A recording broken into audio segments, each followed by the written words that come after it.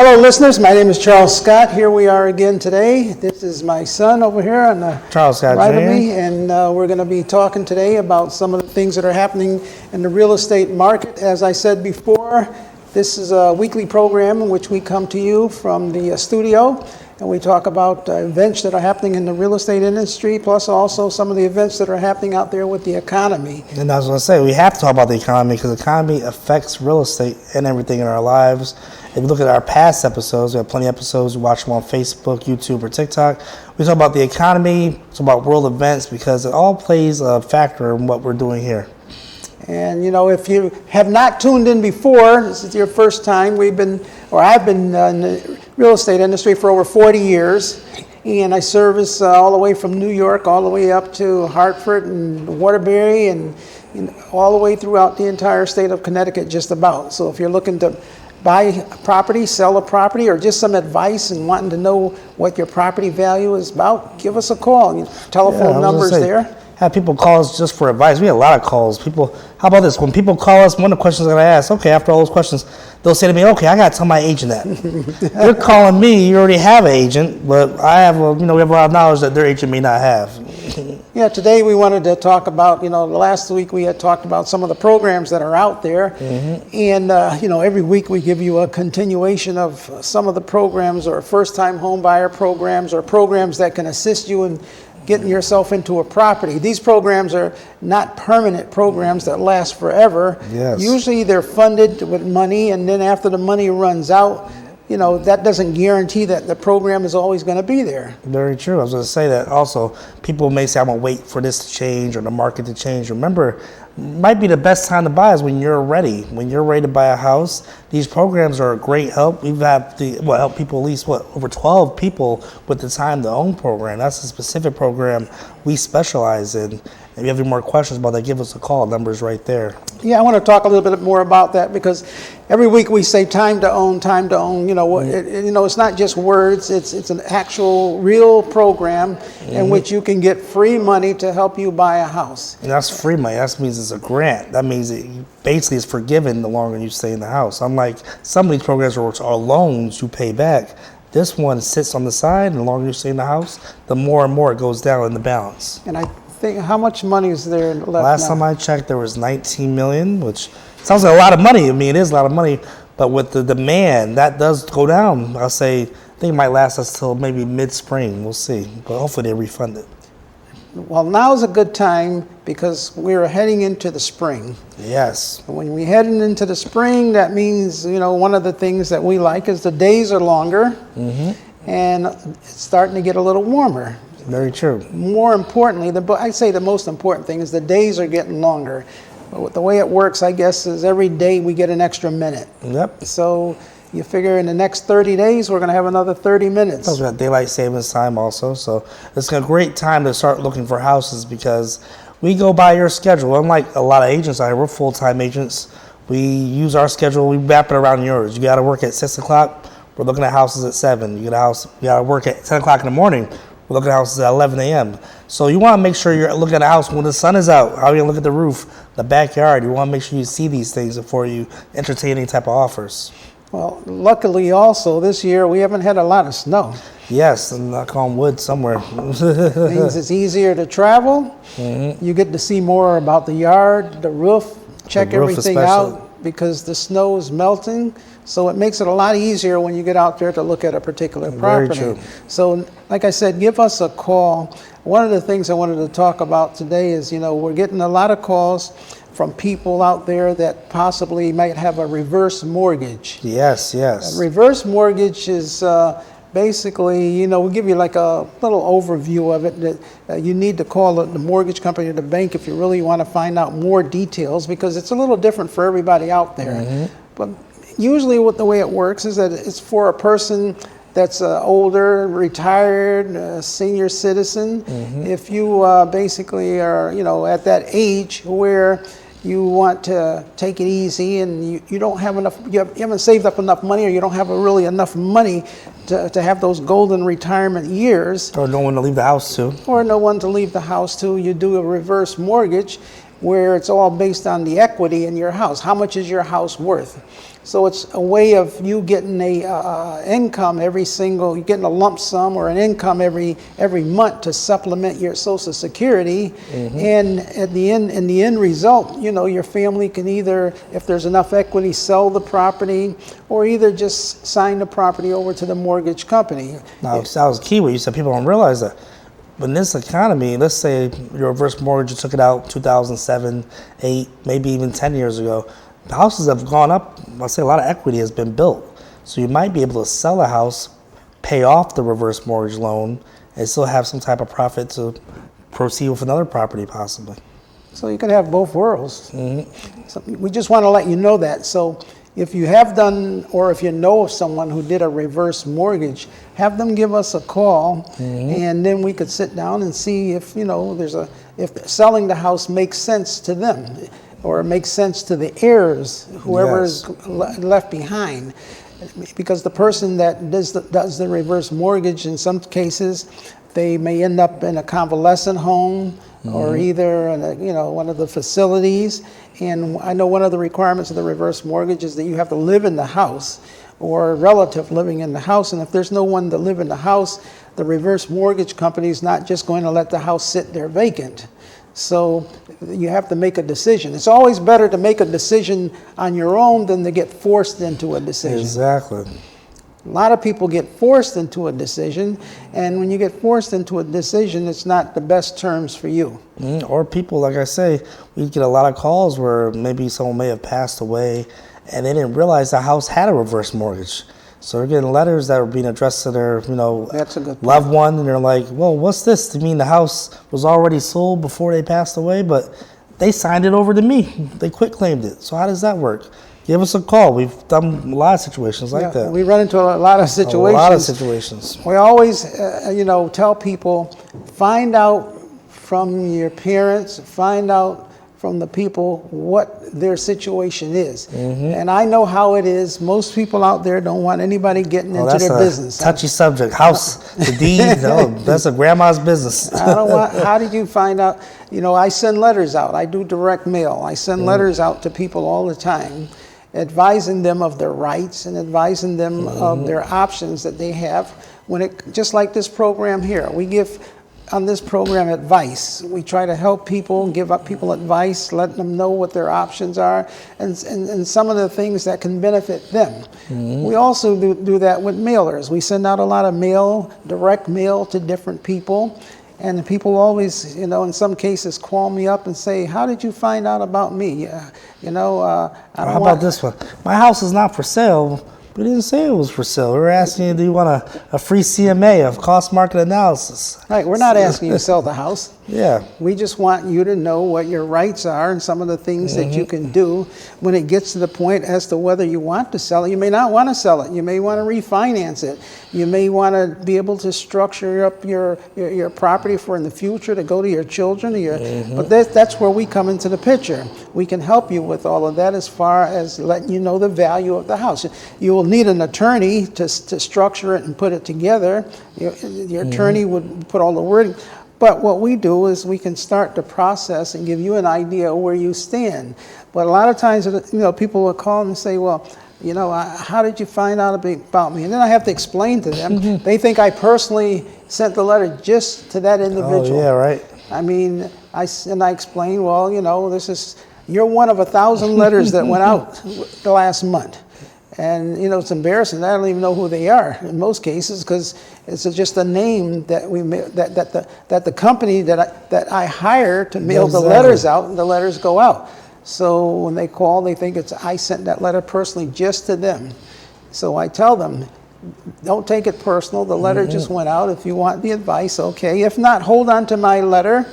In the future, I'd rather be able to give them some good advice than to have someone talk to them and that person is trying to get them to do or make decisions that's not in their best interest. Very true. And that's all it's really about. We're just trying to give them some advice so they can make an intelligent decision. And they'd be surprised. People, they tell me, I have Zillow in my phone or Redfin.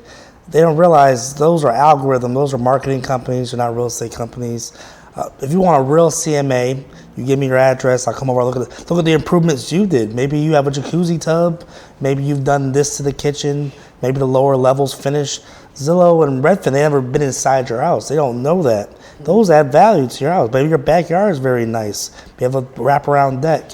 With that CMA that comes from us, we're here in the market every day. We can give you a more accurate portrayal of what your house can be listed for. Yeah, the other thing is, remember, all the information about your house is public knowledge. Very true. Everything about your house is, again, public knowledge, meaning that anyone can pick up the phone, call City Hall, find out what the square footage of your house is, who bought it, what names the property is in, who's on the deed, what your taxes are, when's the last time the taxes were paid, How much? Took a refinance out. If you refinance the house, the name of the mortgage company. All of this is public knowledge. A person you could pick up the phone, or your friend or your relative, or your, I might be getting people in trouble right now, letting the relatives know. You can find out anything about anyone's property just by picking up the phone and calling the City Hall. And if you want a copy of everything, which is, a paper copy, you can go to City Hall and they will give you a copy. It usually costs about, $1 a sheet or something like that. 50 cents a sheet. You can go into the city clerk's office and say, there's a property across the street from mine, and I want to find out, I want a copy of the deed.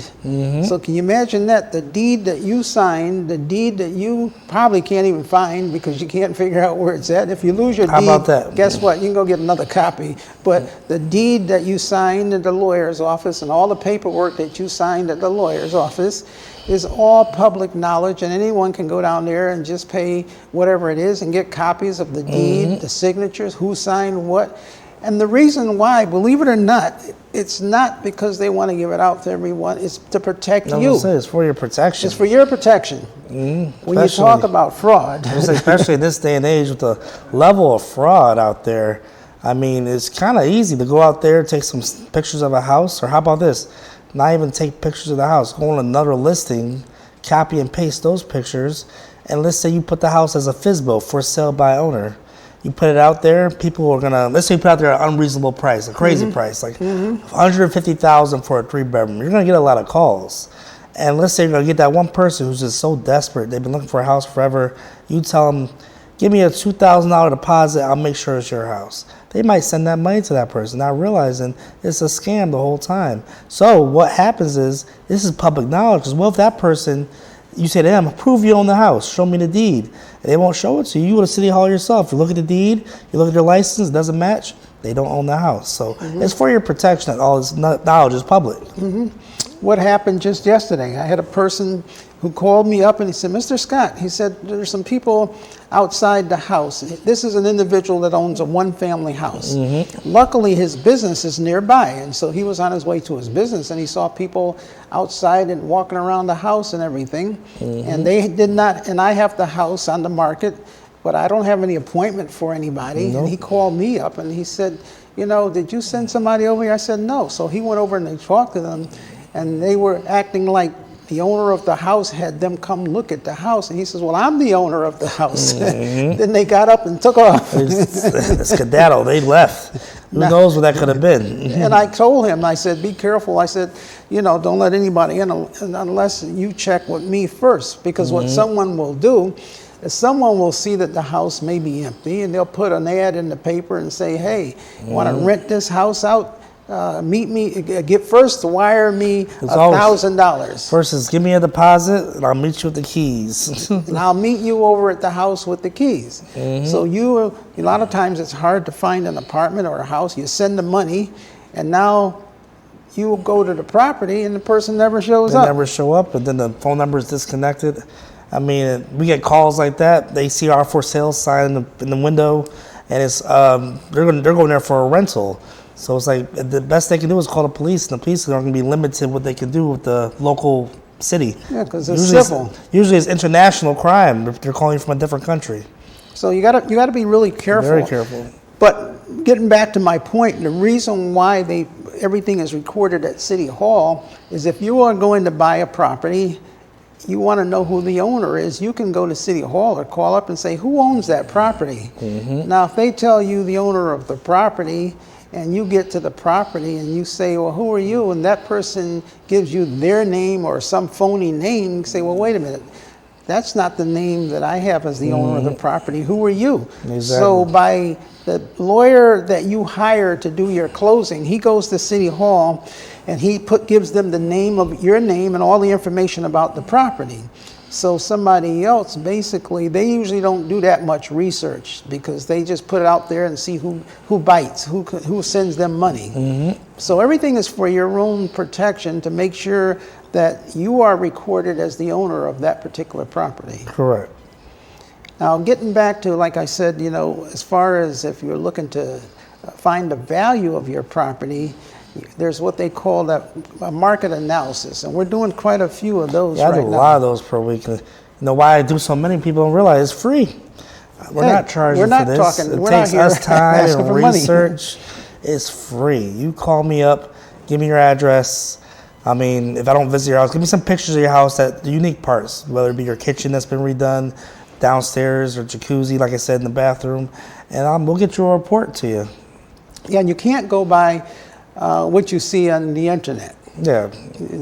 What you see on the internet is for example, if you're looking to buy a car, and the car is coming, they got these companies now, they put the car up on the truck and they deliver it in your yard. Yep. So you're buying a car from California. You look and you see a picture of the car and you look at all of the things and everything, and they give you a price of that particular car. Well, that's not 100% accurate because you don't know what it looks like. You don't know how many dents it's got. How does it drive? Does it drive? So you want to know more about that particular property. Same thing, that car. Same thing as if you're selling a car. If you're selling a car, then they want to know more about the car. They want to know what they're paying for. So same thing if you're looking to value your property. What they put on the internet is just comparables. How many square feet is this house? How many square feet is your house? But maybe you did things. Yeah, I was saying, maybe you did very unique things. I mean, I did a CMA the other day. They had extra large backyard, extra large deck. Zillow didn't mention any of those things. Those going off by their neighbor's house, what it sold for last year, versus their unique property. Also, you think about this, your house may be next to a college or a university. Or the hospital. This will add value to your property because look at how many people at the hospital or the college want to rent or either buy your house and live in it because it's close to where they want to live. Could be something as simple as the people down the street want their daughter or son to live near them, so they're willing to pay more money than it really shows on the internet what the property is worth. So what we do is we get an idea, your neighbors, we come sit down, talk to you, who lives in the neighborhood, what kind of neighborhood it is, what's the property on the right of you and the left of you and up the street, what did that property sell for, what's nearby, do you have a college, do you have a shopping plaza, There's also news affects the house too. Be surprised. We've taken offers in on houses. Somebody's aunt Googles the street. Oh, there was a crime there less than a year ago, and they get cold feet, move around the house and stuff like that. So we look at that too. And what happens is that a lot of things affect the value of your particular property. Yes. Some affect the value where the value can go up. Some affect the property where the value can go down. So there's all sorts of things that you have to be aware of with that particular property. And these are some of the things that we do to help you when you're looking to buy that property. And I was going to tell people with the CMA, because I do a CMA, I give it to you. Remember, I always put it on there, this is how much the value would be if you listed it right now.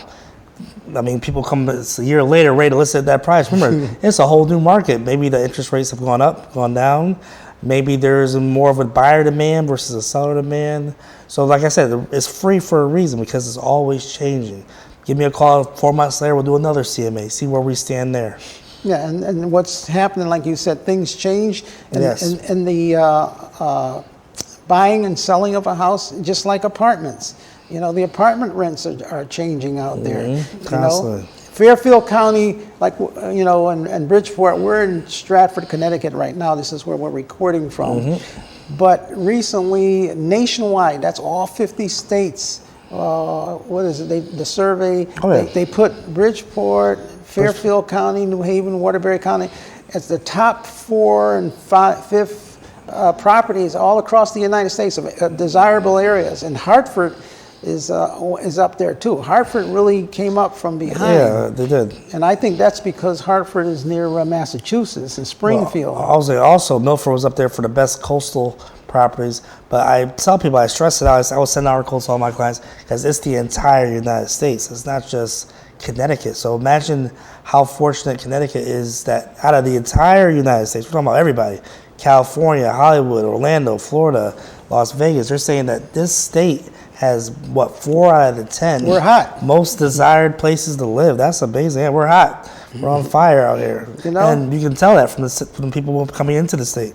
So this is a desirable area to be as far as real estate is going. One other thing I wanted to mention today, which is, we try to bring to you the hot topics and some of the things that are happening out here in the real world. And some of the things that you as an investor, if you're an investor, or even if you're just a regular homeowner, that will affect and is affecting your values and money in your pocketbook. One of those is insurance. Oh, yes. A lot of things. We could do a whole episode on insurance. We should. Property insurance. We should do another. There's not enough time right now, but what's happening is the insurance, and I don't have to tell everybody out there, look at what's happening in California with all those fires. Between the fires, the flooding in Florida, right now, I haven't met one homeowner who hasn't said something about their insurance rates, whether being dropped, going up, or a revaluation. The insurance industry is going through big changes right now. Very big changes. How does that affect you? It's funny. A gentleman came to my office, yesterday, and I myself was checking my insurance rates, and he came to the office because he was thinking about selling a 3-family house that he has. And, and I was talking to him, and I was saying, well, there's going to be many things that are going to affect your decision, one of them being insurance. And he said, well, that's why I'm here today. I said, why? What happened? He said, I got dropped by my insurance company, and now the insurance that I have to pay for is costing me a whole lot of money, so I'm thinking about selling the house because all of the expenses, the taxes have went up, the insurance is going up, the water bill is going up. And let's tell the people that. They don't realize when you get dropped by your insurance, don't think you can have that house with a mortgage without insurance. Your mortgage company is going to be notified. They will find you some insurance, and they're not shopping for the lowest. They don't care. They just want insurance on the property and protect the asset, which is the house. And they'll put the insurance on there, and they'll go up on your mortgage payments. Exactly. And guess what? If you cry and complain and say, well, I'm not paying the mortgage, then guess what? They have a right to foreclose on you. Exactly. Because when you get a mortgage, one of the main requirements on that mortgage is that you make the mortgage payments and you keep insurance on the property. Keep insurance on the house. The house burns down, what do they have? So they're very, very strict on whether or not you keep insurance on that particular house. Very true. To the point of where the way it works is that if your insurance policy is being canceled, they get first notice, giving them an opportunity to put insurance on the property before it gets canceled.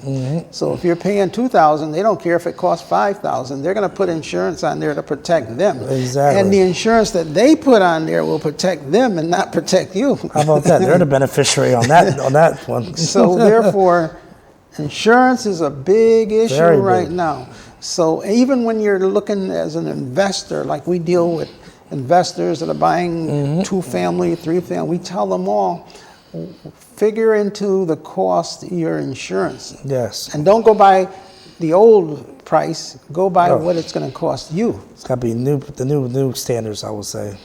Same thing with what's happening. Let's say you're out there now and you're looking to buy a single-family home.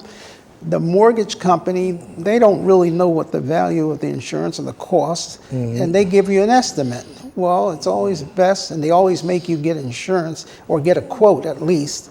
Make sure you factor that into your mortgage payment so you have an idea as to what it's going to cost you, because we're finding out that insurance is really affecting a lot of people right now.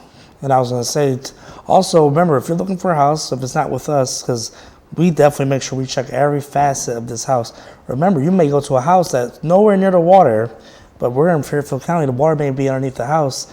You may need flood insurance on top of your regular insurance, and those rates have gone up dramatically also in comparison to the property insurance.